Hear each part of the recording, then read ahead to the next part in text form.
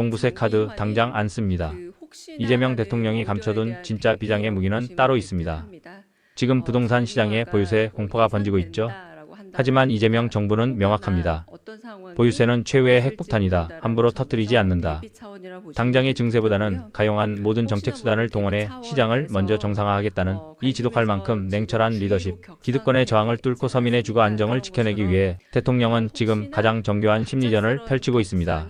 부동산 투기꾼들 방심하지 마십시오. 시장을 이기려는 탐욕을 꺾고 대한민국 경제를 다시 세우려는 이재명 대통령의 소름 돋는 부동산 시나리오, 그 내막을 지금 바로 낱낱이 털어버리겠습니다. 자, 그러면 어떤 분 먼저 어떤 이슈로 출발을 해볼까요? 오늘 두 분이 이제 부동산 위주로 가시고 부동산 쪽으로 저는 할까요? 꼽사리 좀 끼다가 마지막에 추경 하겠습니다. 이야기 좀 네. 할까요? 추경으로 예. 해볼까요? 추경. 네. 추경 우리가 이거 많이 다뤘었는데 박근혜 때 추경할 때는 조선일보가 보도할 때 항상 이제 추경이 작은데 국회에서 뭐 발목을 잡는다.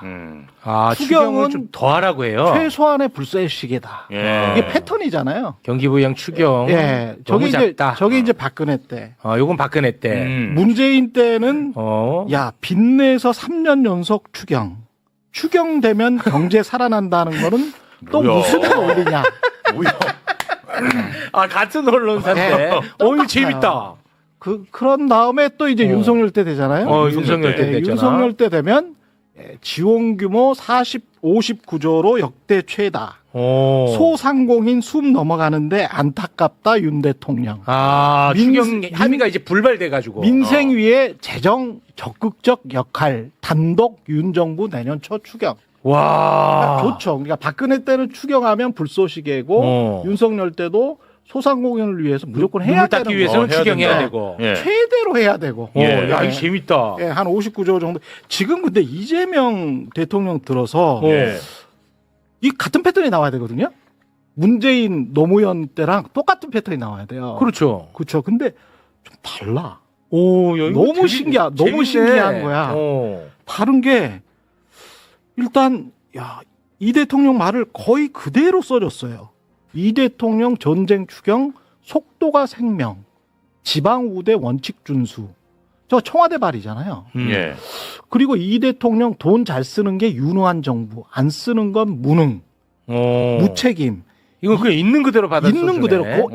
내가 이 기사는 끝까지 읽어봤는데 네. 비판이 하나도 없어. 오, 그래요? 그거 신기하네. 비판이 하나도 없어. 왜 그러지? 위에 경제 일반 정도 해가지고 이제 전문가들 급할수록 핀셋 추경해야. 이거 약간의 이제 딴지 정도 건 건데. 네네. 보통 때 문재인 때의 조선일보와는 완전히 다릅니다. 예. 진짜 신기하죠. 네, 재밌어요. 네. 그래서 저는 이게 기세에 좀 눌린 것 같다는 생각이 들어요. 아, 기세. 기세. 이거는 제가 이제 제 TV에서도 가끔 보여드리고 한두 번 보여드리고 지금 일단 다시 요거부터 좀 예. 정리하고 가는 게 좋을 것 같아요. 예. 그러니까 보수 정부가 들어올 때는 추경을 하라고 조선일보에서는 계속 불쏘시개니까. 불쏘시 응원을 하는데 마중물이니까. 진보 정부가 들어올 때는 추경 못하게 합니다. 그렇죠. 그게 예. 질문입니다. 이건 저는 몰라요. 아, 그게 진보 정부가 잘 될까 봐 그러는 거예요? 이론적으로는 본인들이 이제 믿고 있는 바가 있잖아요. 바가 있는데 그게 이제까지 전통적으로는 추경이나 뭐 예산이나 뭐 이런 것들을 확대 재정해 가지고 정부가 돈을 팡팡 쓰는 거는 보수적인 정부나 이런 쪽에서는 원하지 않았고 보수적인 신문이나 이런 쪽에서도 원하지 않았고 반려들도 마찬가지였잖아요. 네. 그런 기조 연상으로 볼 수 있는데 연장선상으로 볼 수 있는데 근데 왜 박근혜 정권이 바뀌면서 매일 이렇게 얼굴을 표변하니까 네. 그게 보수적인 어떤 생각에서 나온 게 아니고 그러니까. 예. 본인들의 어떤 정파적인 어떤 이익 아니면은 발목 잡기 아니면은 어떤 정권을 우쭈쭈 해주기 뭐 이런 거에서 나오는 차원이 아닌가 예. 이렇게 이제 계속 의심을 하게 됐죠. 예, 미디어를 바라보는 사람들이 그렇게 의심을 하게 된 겁니다. 지난 한 20년 동안. 예. 자, 다시 이제 예. 이재명 정부로 와서 근데 이제 이재명 정부로 들어오니까 왜 이렇게 조선일보가 쓰지? 물론 이제 비판적인 기사도 있어요. 네. 비판적인 기사도 있는데 저는 이거는 저의 그냥 추정입니다. 제가 이제 한국갤럽을 주로 보고 있는데 예. 한국갤럽은 전통적으로 그냥 수십 년 동안 지금 해왔잖아요. 그 여론조사를. 네. 그래서 이렇게 쭉 보는데 이번 정부만 이번 정부에서 희한하게 일반 지지율이 뭐 63%다. 그러면 중도층 지지율 있잖아요. 네. 중도층 지지율이 67% 이 정도 돼요. 음. 늘 저 보세요. 파란색이 갤럽에서 조사한 중도층의 지지율, 본인이 중도라고 생각하는 사람들이 이재명 정부를 얼마나 지지한다. 파란색이 늘 전체 지지율보다 앞서죠. 네네네. 굉장히 특이한 상황입니다. 그러니까 보수, 중도, 진보 이러면 진보가 압도적으로, 보통 민주당 정부는 진보가 압도적으로 높고 네네. 그게 전체 지지율을 견인해 왔었거든요. 오케이. 근데 제가 저 그래프를 이제 계속 저 혼자 그려보는 거예요. 네. 예, 이제까지 이제 시계열로 쭉 해서 그려보는데 왜 저렇게 중도 지지율이 높지? 저게 아마도 첫 번째는 이제 국민의힘이 윤석열, 윤어게인 세력 때문에 너무 극으로 네. 치우치니까 이른바 이제 중도 보수라고 하는 분들 있잖아요. 중도 보수에서 중도 진보 왔다 갔다 하는 사람들. 네. 그러니까 이분들이 상당히 많은 쪽이 대통령 쪽으로 기울었다. 네. 그게 이제 민주당 쪽이 아니고 대통령 쪽으로 기울은 게 어떤 정당의 지지율로 봐도 나타나요. 네. 그러니까 정당의 지지율과 대통령의 지지율은 지금 좀 다르거든요. 음. 이재명 대통령의 어떤 실용주의 노선에 네. 기울어진 중도 보수가 꽤 있다. 그런 것 같아요. 그러니까 국민의힘이 헛발질을 하면서 어떤 이념적인 좌표를 지금 못 찍고 있기 때문에 네. 조선일보도 방향타를 잃어버린 것 아닌가? 아. 그러면서 중도 보수가 지금 사회적으로도 중도 보수가 상당히 이제 그 이재명 대통령의 국정 운영에 지지하는 쪽으로 저렇게 나가버리니까 예. 전체 지지율도 높을 만큼 저렇게 나가버리니까 이걸 막 옛날처럼 문재인 정부 때처럼 막 어떤 이론도 없이 그냥 대놓고 할 수가 없지 정파적으로 막 이렇게 공격하는 모습이 덜 보이는 것 아닌가 네, 그런 생각도 듭니다. 이제 공시가격 나왔고 곧 있으면 이제 재산세 나오고 12월에 종부세 나올 텐데 오늘 저희가 그 이야기 잠깐 할 건데 네. 같은 맥락으로 보면 이른바 흔히 뭐 조중동이라고 하거나 경제신문에서도 과거에 노무현 정부 때나 문재인 정부 때 보면 이렇게 뭐 8.3.1 대책 같이 강력한 규제 대책이 나오면 또는 보유세를 강화하는 대책이 나오면 정말 이들 신문에서 화력이 대단했거든요. 대단하죠. 뭐 이들 신문들도 다 나름의 논리가 있으니까요. 그래서 집을 많이 갖고 계시면 다주택자나 고가주택 갖고 계신 분들에 대한 뭐 고지서 보고 기절할 뻔 또는 노후 파산 이어지나 뭐 이런 굉장히 강력한 헤드라인 나왔었고 네. 제가 늘 말씀드린 2019년 그 제일 앞권이라고 생각해요. 2019년 11월에 모 경제신문의 헤드라인은 김 과장도 나왔대요. 카드 자르고 반찬수 줄이고 종부세 때문에 그렇게 해야 한다는데 네. 그렇게 노모 항상 나옵니다. 노모. 강남에 사는 노모 나옵니다. 네. 70대 넘어. 그게 예. 이제 마포의 레미안 푸르지오라는 마포의 고가주택인데 그때 종부세 한 20에서 한 40만 원. 처음 종부세가 진입하면 우리나라 종부세가 지난해 기준 이게 지금 벌써 6, 7년 전이지만 지난해 기준으로도 평균 세액이 145만 원이에요. 그리고 열의 8은 종부세는 100명 중에 한두 명이 내는데 그중에서도 열의 8은 100만 원 이하로 내거든요. 그러니까 네. 카드 자르고 반찬수 줄이기는 쉽지 않은데 하여튼 과거에는 그런 굉장히 강력한 반발 이런 맞습니다. 헤드라인을 뽑았는데 네. 최근에 보면 그런 게 거의 없어요. 예. 저도 지금 사실은 제가 왜 그렇게 하는지 제가 어떻게 알겠어요. 그런데 이 대통령이 워낙 그립을 세게 잡고 있고 과거 진보 정부와는 다르게 뭔가 느낌이 하면 해버릴 것 같은 느낌이 있단 말이에요. 예를 들어 종편에 하나 정도 잡아서 그냥 허가를 취소해 버린다든지 예를 들어 그리고 이제 경제신문 같은 경우도 한경 같으면 아시다시피 대주주가 그냥 현대 네. 정확하게 현대, 삼성, SK, LG 이렇게 대주주예요. 네. 그렇게 해서 90 몇 프로 갖고 있어요. 한국경제. 네. 네. 그러니까 지금 경제신문들 입장에서는 또 정부와 관계가 좋잖아요. 그러니까 이걸 공시가격 굉장히 세게 나왔는데 세게 비판을 하지 못하는 거 아닌가 구도가 약간 청와대가 신경 쓰이는 것도 있고 관계도 유지하고 싶고 거기에 이제 민심도 그러니까요. 네. 60% 넘는 지지율도 민심 있어서 붙고 있잖아. 네. 인생.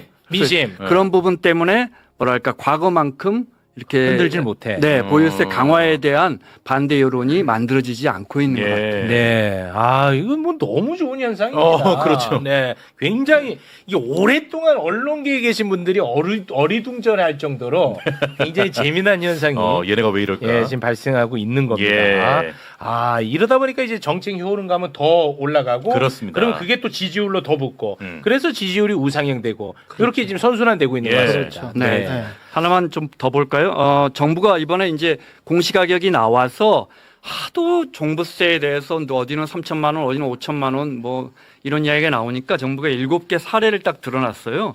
그 사례 있는 게 15번 보여주실래요? 네.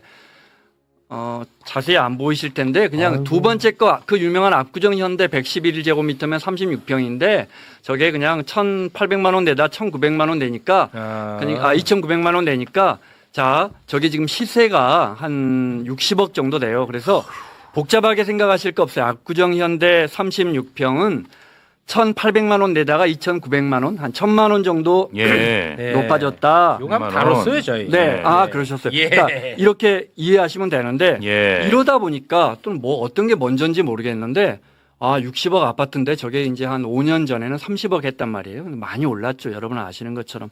이러다 보니까 댓글이 과거와 또 달라요. 아까 제가 이제 신문의 헤드라인이 바뀌었다고 했는데 댓글이 이게 너무 과도하다 이런 댓글도 많지만 아니 이 정도 올랐으면 이 정도는 내야 그렇지. 되는 거 아니냐 이런 댓글이 과거보다 굉장히 많아요. 심지어 당연하죠. 보수 신문에도 이런 댓글이 많이 올라와 있어요. 예. 여론이 굉장히 바뀌고 있고 그렇습니다. 그러니까 제대로 된 팩트로는 설명이 안 된단 말이에요. 그러면 이제 어떻게 하죠? 그러니까 제가 지난 일주일 동안 본 것 중에 가짜 그래픽이 너무 많이 돌아요. 하나만 더 보여드릴게요. 네. 14번 보여주실래요? 네. 이거 아마 여러분 친구가 뭐 동창회 카톡에 넣거나 정말 많이 돌아다닌 거예요. 근데 그럴듯 하잖아요. 그래픽도 깨끗하고. 근데 지금 가격별 시세가 보유세. 40억 주택이라면 8천만 원 정도 낸다. 40억 주택 1가구 2주택이라면 지금 한 1,000만 원도 내지 않을 경우가 지금 종부세 30억 원이어도 부부 5대 5로 하면 종부세 안 내는 경우도 많거든요. 근데 이제 재산세 종부세 합쳐서 보유세를 8천만 원 낸다면 간단하게 계산해 보셔도 여러분이 40억 주택이면 8천만 원 내면 2%잖아요. 실효세율이. 우리가 지금 0.15인데 그러면 정부가 2%니까 그러니까 얼마를 올린다는 소리예요.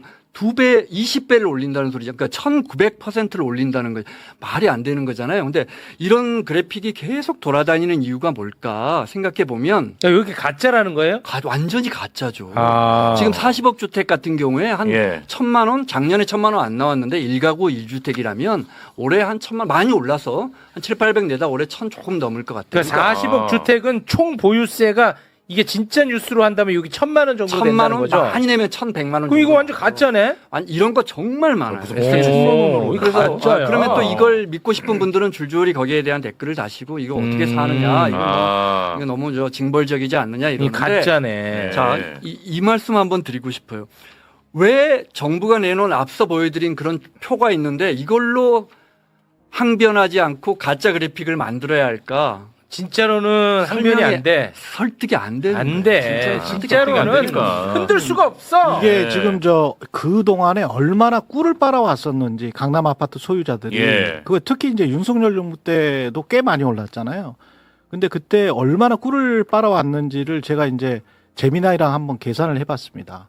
이게 사실은 이제 시가하고 공시가하고 과표가 있기 때문에 뭐가 뭔지 사람들이 막 헷갈려해요. 근데 재산세를 어디에다 매기냐고 하면 결국은 과표에다 매기거든요. 제가 세 번째 말한 것 과세 표준에다 매기는데 자료 한 11번 보여주십시오.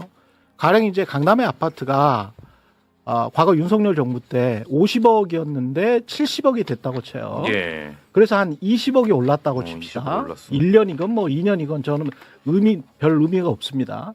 그럼 공시 가격은 보통 이제 시세의 69%니까 저는 뭐 70%로 넉넉하게 잡았습니다. 너무 낮아. 2023년이면 시가가 50억짜리가 공시가는 35억 원이 되고요. 네. 여기에 이제 과표라는 걸 또 계산을 해야 되는데 과표는 여기 공시가 곱하기 또 45%를 또 해줍니다.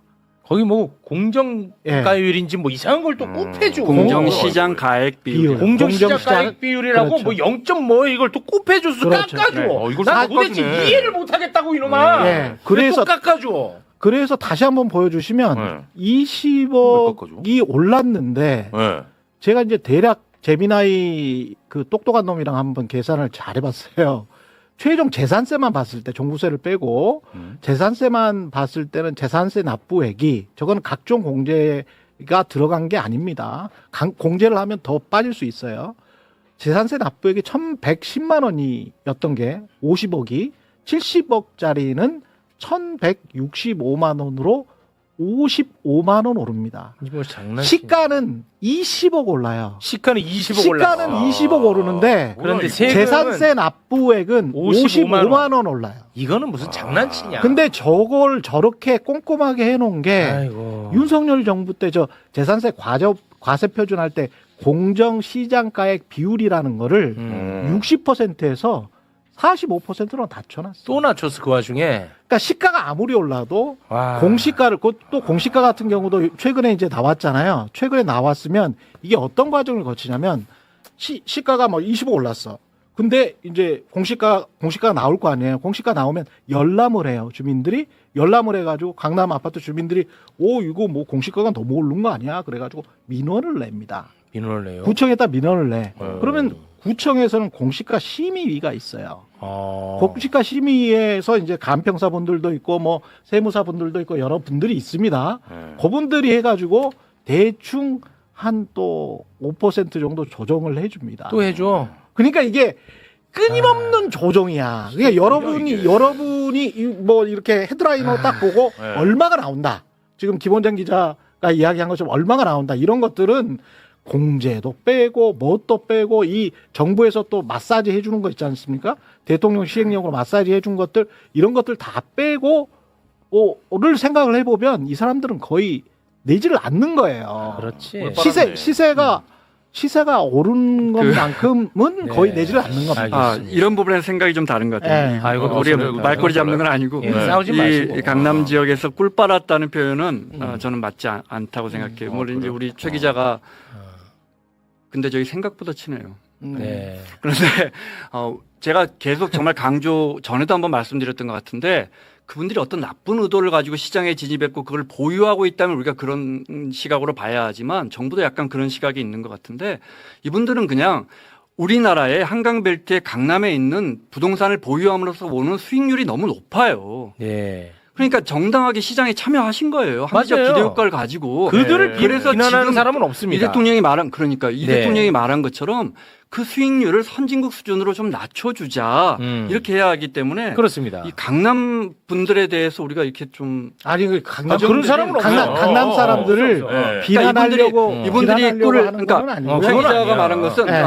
그게 강남 그 사람들이 현상을 이야기하는 그렇지. 거예요. 그러니까 재산 시가는 그렇게 많이 올랐는데 네. 실제로 그분들이 그 세금은 별로 혜택을 그렇게 많이 봤지. 많이 내지는 않았기 때문에 그럼. 그 현상은 꿀을 빤 현상이죠. 그다음에, 제가 이제 그 사람들이 막 이렇게 세금 뭐 어떻게 하려고 탈세하려고 한 건 건 아니야. 아니지. 그렇지. 그런 말씀을 드린 건 그다음에 아니고 그건 이제 맞지. 실효세율이 앞서 네. 말씀드린 것처럼 이제 우리도 이제 집값이 워낙 올라가다 보니까 근데 우리는 이제 중과라는 구조가 있어요. 그래서 집값이 비싸면 세금을 더 하다 보니까 사실은 정말 비싼 집을 갖고 계신 분들은 실효세율이 우리가 0.15로 알고 있잖아요. 근데 미국은 한 1%, 2%니까 미국에 한 6분의 1, 7분의 1도 안 되고 일본에 한 3분의 1, 2분의 1도 안 되는데 그런데 50억, 100억 집을 갖고 계신 분 정말 우리 사회의 0.1%인데 그런데 그런 분들은 사실은 실효세율이 0.7, 0.8까지 올라갔어요. 네. 그런 부분도 있어요. 그러니까 우리가 소득세 구조도 그렇게 돼 있거든요. 네. 소득세도 사실은 선진국에 비하면 한 2천만 원, 3천만 원 버시는 분들이 소득세를 너무 안 내게 돼 있었는데 이건 뭐 여러 번 정부마다 고치려고 했는데 아무래도 부자분들의 세금을 더 걷게 되는 구조로 개혁을 하다 보니까 근데 지금도 우리가 50억 한 100억 정도 되는 분들은 사실은 굉장히 많이 근접해 있어요. 한 3천만 원, 5천만 원. 지금 언론이 너무 과장을 해서 그렇지 많이 근접해 있어요. 그런데 문제는 뭐냐면 그러면 이제 그분들은 이제 세금을 그만 올려야 하느냐? 문제는 이 0.1%, 1% 부분이 집값이 너무 오르는 거예요. 네. 벌써 1년에 10% 원베일리 이런 건 10억씩 올랐단 말이에요. 그 말은 무슨 말이냐면 이런 부분에 대해서 우리가 뭐랄까 수익성을 잡으려면 어쩔 수 없이 이 부분에 대해서 사회적 부담을 높이는 수밖에는 없는 것 같아요. 그렇습니다. 근데 여기서 약간 한 가지만 내가 시간 관리를 지금 해야 되는데 왜냐하면 큰일 났네. 왜냐하면 큰일 이거 났어, 같은 경우는 약간 좀 논란이 있을 수 있는 게 시가는 굉장히 많이 오르고 있는데 네. 과표를 이렇게 조정해주고 공시가를 이렇게 조정해주면 예. 시가가 너무 많이 오른 지역의 실효세율이 낮아질 수밖에 없습니다. 그렇죠. 그렇잖아요. 네, 그 특혜죠. 그러면 다르게 이야기를 하면 시가가 덜 오른 지역들 있잖아요. 서울의 네. 강북 지역이랄지 네. 수도권의 다른 지역들 네. 또는 지방에 있는 곳들은 상대적으로 상대적 실효세 중과야. 상대적 중과. 그런 거예요. 그건 그러니까 말이 안 제가 되지. 말씀드리는 거는 이게 뭐가 공정하게 돌아가려면 그렇지. 불공정해. 이게 문제야. 시가가 오른 것만큼 그러면 실효세율도 같이 따라서 올라줘야 되거든요. 맞습니다. 네. 강남이라고 할지라도 네. 지금 뭐 약간 부담스럽다고 할지라도 그거 어쩔 수가 없는 거예요. 예. 근데 이게 늘 이쪽은 야 맥스 그러면 너희는 너무 많이 오르니까 너희는 과표를 윤석열 때는 야 과표를 최대 니들은 5%밖에 한 해는 못 올려. 날지 종부세 플러스 재산세 최대 150%밖에 전년도에 비해서 못 올려. 캡을 씌웠어. 이렇게 캡을 씌워버린 그러면 거야. 안 돼. 이거는 그러면 불공정이잖아. 시세가 계속 높아지는 지역만 혜택을 보는 보고 거야. 나머지 지역들은 굉장히 불공정하게 맞습니다. 되는 겁니다. 네, 그래서 너무 중요한 지적이고요. 그런 부분들을 좀 생각을 하셔야 된다. 시간 관리 차원에서 알겠습니다. 그 이재명 대통령이 그 다른 나라 선진국의 보유세가 궁금하다. 요런 저 SNS를 올리지 않았습니까? SNS 소개를 한번 자, 잠깐할까요? 이재명 대통령께서 저도 궁금했습니다. 선진국 주요 도시 보유세 우리나라와 비교하면 이라고 하면서 그렇습니다. 자, 뉴욕이 1.0%, 도쿄가 아니, 안 하셔도 돼요. 아, 그래요? 네, 예. OECD 주요국 보유세 실효세율 요거를 좀 설명 좀 표를 부탁드리겠습니다. 띄워주실래요? 띄워가지고. 네. 네. 지금 보시면 제가 이스라엘이 방금도 제일 높아요. 그래 저도 이 표 보고 알았어요. 네. 지금 미국은 사실은 2% 뉴욕이나 뉴저지 이런 데 2% 넘어가지.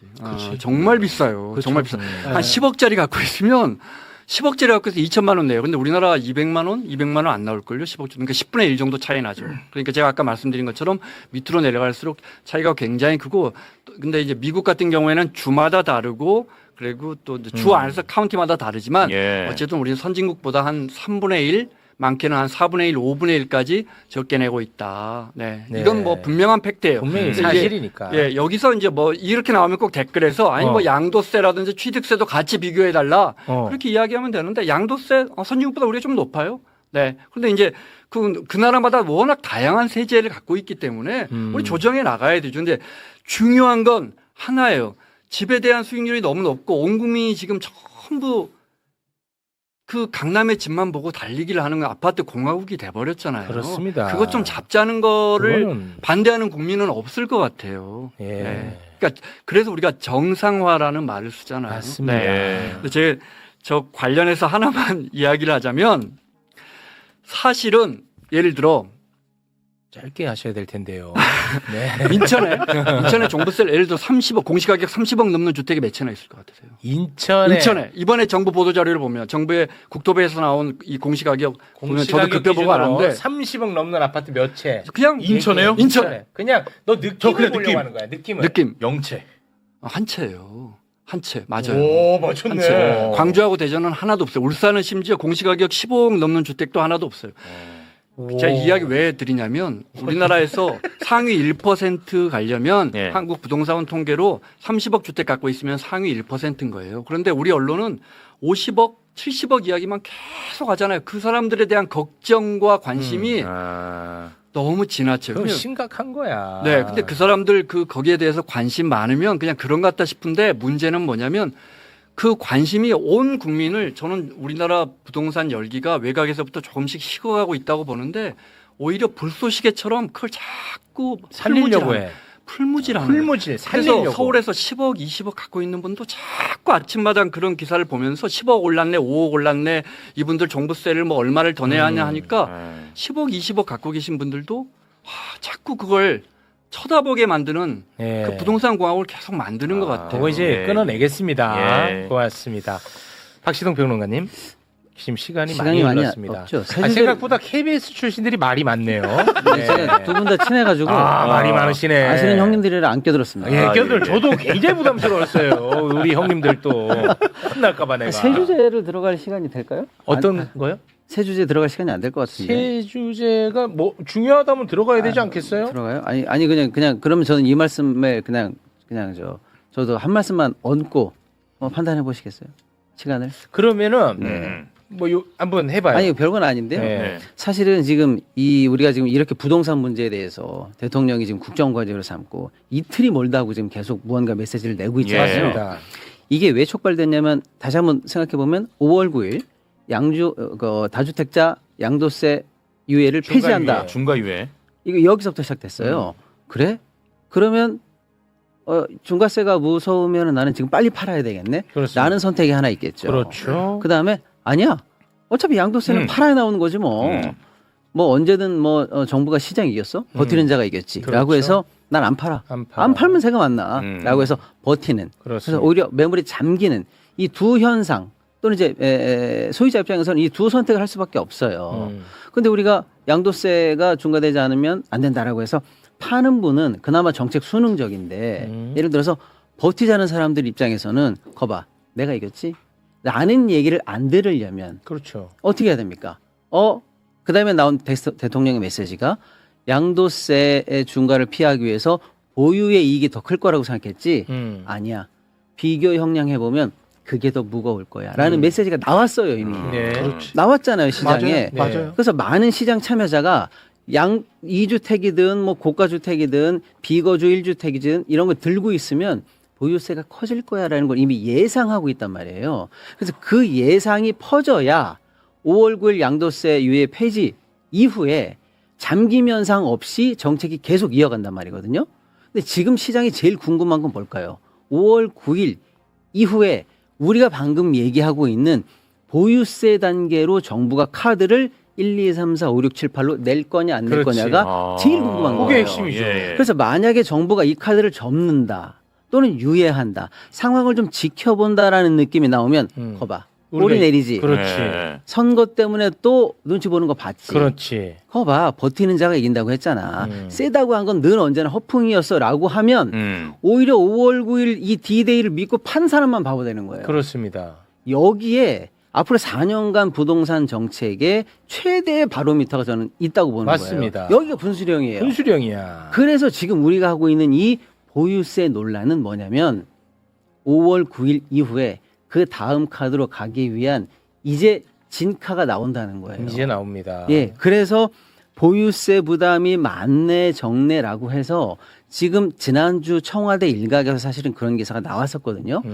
보유세 건드릴 생각 없어. 지방선거 후에나 할 거야. 천천히 상황 봐도 돼라고 하는 나름 유화적인 메시지가 지금 나오고 있단 말이에요. 그게 시장에 주는 메시지는 제가 볼 때는 굉장히 충격적인 거예요. 뭐냐? 보유세를 안 건드릴 수도 있겠네라는 메시지예요. 그럼 이 순서대로 정책이 점점 에스컬레이트 된다라고 믿었는데 그 믿음이 흔들릴 수도 있다라는 거거든요. 그렇죠. 네. 그러면 제가 볼 때는 모든 설계가 여기서 끝나요. 그렇습니다. 가장 중요한 국면을 지나고 있는 거예요. 네. 그래서 지금 두 분이 말씀하신 게 뭐냐면 우리 보유세 건드려야 된다. 또 세금이라고 말하기 싫어? 오케이. 그러면 보유 부담이라고 해도 좋아. 이거 건드려줘야 돼. 그리고 얼마나 비효율적이며 전 국민에게 미치는 게 아니라 특정 구간, 특정 지역에 특혜성으로 몰려 있어라는 걸 지금 정확하게 얘기해 줘야 됩니다. 네. 그래야 근데 마침 예. 청와대에서 그 메시지가 나오지 않았나요? 나왔죠. 그 영상 잠깐 보고 영상. 오겠습니다. 그 여러 가지 얘기하시면. 측면의 보유세도 있는 겁니까? 보유세 부분은 지금 현재 최후의 수단으로서는 생각해 볼 수는 있는데 현재 검토 지시가 내려간 상태는 아닙니다. 대신에 만약에 부동산 문제가 잡히지 않는다면 네. 쓸 수 있는 시등카드적인 성격을 갖고 있다고 볼 수 있습니다. 네. 쓸 수도 있다라는 여지를 보여줬습니다. 전 저거보다 더 센 멘트가 나와야 된다. 더 세게 나올까요? 여지가 아니라 이제는 준비하고 있다. 카드 1, 2, 3, 4, 5는 준비되어 있다라는 확실한 메시지를 줘야 된다. 이렇게 생각합니다. 예. 알겠습니다. 약간 앵글이 다른데요. 네. 요 관련해서 왜냐하면 지금 5월 9일 날로 매물이 다 끝나지 않을 것 같아요. 5월 9일 이후에 또 이제 그 수도권의 다주택자들 있지 않습니까? 다주택 사업자들의 대출 그 만기 일시 상환해야 되는 부분들이 있어요. 그래서 만기 1년마다 이 연장을 해주고 있기 때문에 그게 네. 한 1만 채 정도가 수도권 아파트를 가지고 있거든요. 네. 다주택 소유자들이. 그러니까 임대 사업하는 분들 말하는 거죠. 그렇죠. 네. 근데 그분들의 만기일시 상환이 올해 이제 도래하는 게 한 1만 채 정도 되는 겁니다. 네. 그럼 5월 9일 이후에도 네. 그 사람들의 대출 했던 거 있잖아. 이게 지금 다른 1주택자들처럼 재평가할 거다. 재평가하고 뭐 지금 좀 안 되면 만기일시 상환을 해야 된다. 아니 만기 일시 상환을 해야 된다. 연장 안 해준다. 연장 안 해준다.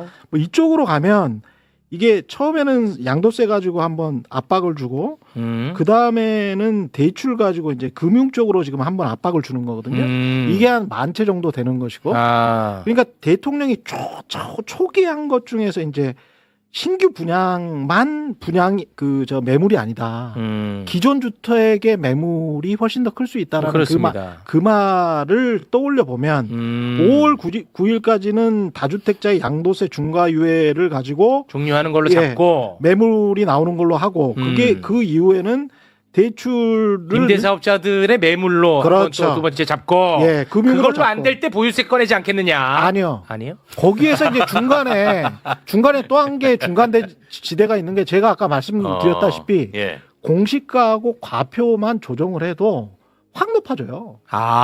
그 방법도 있다. 그건 보유세가 아니지. 과표가 윤석열 때 60%에서 45%로 낮춰졌잖아. 그것도 방법이 있을 수 있네. 그러네. 올려버리면 되는 거야. 그러니까 굳이 누진적인 보유세를 어떤 실링을 두고 다른 구간을 만들어가지고 입법을 할 필요도 없고 여기에서 이렇게만 해도 돈 3,4천만 원 강남 아파트 쪽이 돈 2,3천만 원 더 부과하는 거는 굉장히 쉬워요. 그래서 제 얘기가 그 얘기예요. 뭐냐면 자꾸 보유세 또 그리고 대통령이 분명히 대통령 선거 전에 세금 건드리지 않겠다고 그랬잖아. 뭐 또 이런 거 말꼬리 잡아가지고 자꾸 이런 이미지 공격도 들어가고 마치 대단한 과세 폭탄이 나온 것처럼 언론들이 사실은 프레이밍을 잡고 있으니 그런 얘기 할 필요도 없어요. 그래서 그 제도를 살짝만 설명드리면 원래는 너 집 얼마야? 100억이야. 그럼 100억에 세금 내. 이래야 되는데 100억에 몇 프로? 도대체 왜 공시지가라는 건 있는 거야. 이걸 많은 사람들이 잘 모르세요. 근데 나는 100억에 팔았는데 내 윗집은 90억에 팔 수도 있고 내 밑에 집은 110억에 팔 수도 있잖아요. 그러니까 판 거에 따라서 왔다리 갔다리 세금을 내고 건강보험을 내고 막 이러니까 이게 좀 균일하게 행정이 안 되잖아요. 필요하다. 그런 측면에서 행정을 위해서 좀 요 정도로 균일가를 맞춰보자라는 제도가 공시지가예요. 근데 우리는 그동안 왜 공시지가가 문제가 됐냐면 엄밀히 보면 시세의 절반으로 맞춰져 있었어요. 우리 국민들 머릿속에는 늘 반이다 이런 생각이 있었어요. 너무한 거잖아요. 너무해. 균일성 때문에 제도가 들어간 건데 오히려 시가의 반으로 해서 마치 세금을 깎아주는 용도처럼 우리가 생각이 했단 말이에요. 그래서 이거를 현실화하자라는 건 이미 법이 통과된 거예요. 지금 손댈 거 없어요. 그래서 도대체 시가의 몇 %까지 올릴 거냐 목표도 다 설정돼 있었는데 윤석열 정부 시작하자마자 잠깐 그만합니다라고 하고 도대체 몇 %까지 시가에 부합해야 되느냐를 놓고 연구 용역을 한다 만다 하다가 지금까지 흐지부지된 상황이에요. 이거를 문재인 정부 때 하던 프로세스대로만 가도 그냥 가는 거예요. 그냥 가는 겁니다. 꺾이면 안 된다는 거예요. 그냥 핵심은. 시가에 80이든 70이든 목표대로 가자 그러면 그냥 가면 그만인 거예요. 자, 그 다음이 나온 게 공시지가예요. 이제 그래서 그럼 그 공시지가대로 그럼 세금을 내면 되는데 정책적인 상황의 변동성이나 이런 것도 있는데 너무 행정권에 대한 재량적 이런 거 없이 일괄로 적용하면은 여지가 적다. 운영의 묘를 달라라고 해서 공정시장 가액 비율이라는 이상한 말을 붙이면서 사실은 공무원이 내 마음대로 가감하겠다는 뜻이에요. 그러니까 행정부가 내 마음대로 가감하겠다는 권한을 달라는 거예요. 입법 없이. 예, 그 공정시장 가액 비율도 그런데 동네마다 다르고 그것도 올리려다 보니까 갑자기 또 아까 최경영 기자님 말씀처럼 야 전년도보다 덜 올려야지 이런 게 들어간 거란 말이에요. 다 문재인 정부 때 이거 정상화하자고 했던 거예요. 아주 소리 소문 없이 이것만 법대로 원래 하던 대로만 해도 세금을 건드렸다는 얘기 들을 필요도 없이 정상화됩니다. 맞습니다. 카드가 있네. 카드 있다. 예, 아, 카드 여러 근데 장 그것도 있습니다. 또 안 된다? 음. 그때는 보유세 꺼낼 수 있다라는 메시지인 그렇죠. 거야. 됐죠.